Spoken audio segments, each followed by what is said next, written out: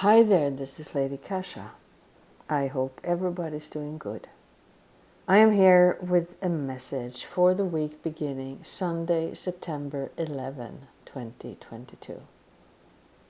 I've asked to be shown the energies for people listening to this message, and I suggest that you center yourself in your soul's energy before you listen and ask your higher mind to be made aware of how to use the information, what's specifically for you. The week begins with a practical focus. The eyes are on the physical and material reality and all that comes with it.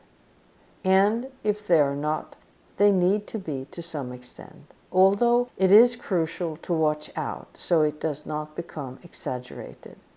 Education is highlighted as well. You may be studying something formally or informally, and whatever you're learning now is something you will be teaching and sharing in some way, shape, or form eventually. If there's an opportunity for education that pops up, consider taking it, as it can open new doors for you. If you have health issues, it's highly likely that it is your inner self that's trying to get your attention. Of course, get proper medical care if you need to, but most of all, answer the call, make the connection with your soul, and ask your inner self what you should know and be aware of. The spiritual connection is crucial, but there can be a little bit of a struggle with it for some. If there's too much of importance placed on the material aspects of life, if you're feeling alone or out in the cold or that things are hard, most likely things are not as bad as they feel or look to you.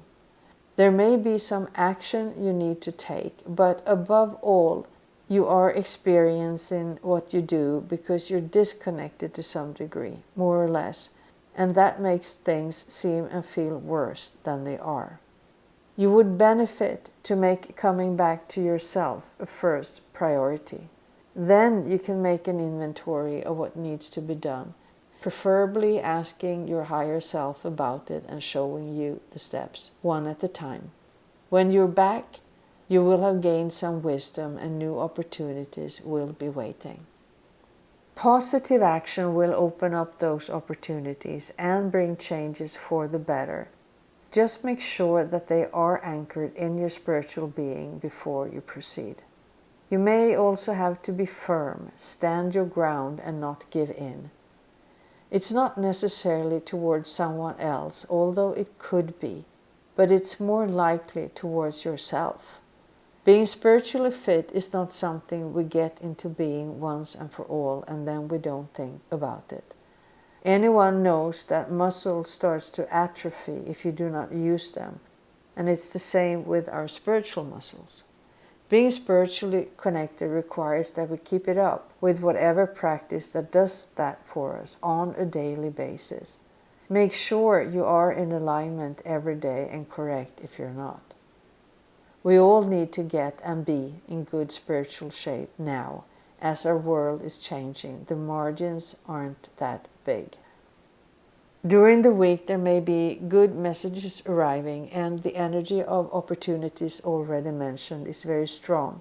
And that's as a result of us moving forward in integrity with our spiritual nature. Yes, there may be a little bump in the road or we may hit a snag, but that will only strengthen our resolve and is not the beginning of a negative trend and absolutely not a reason to abandon a goal or a vision. Things may be a bit delayed, but they will still happen if they are on your path. Some may have awakening moments and feel exhilarated about the future when understanding all that is possible that awaits.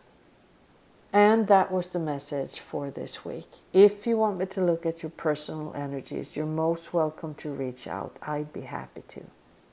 I wish you a wonderful, magical, mystical week. Peace and blessings to all.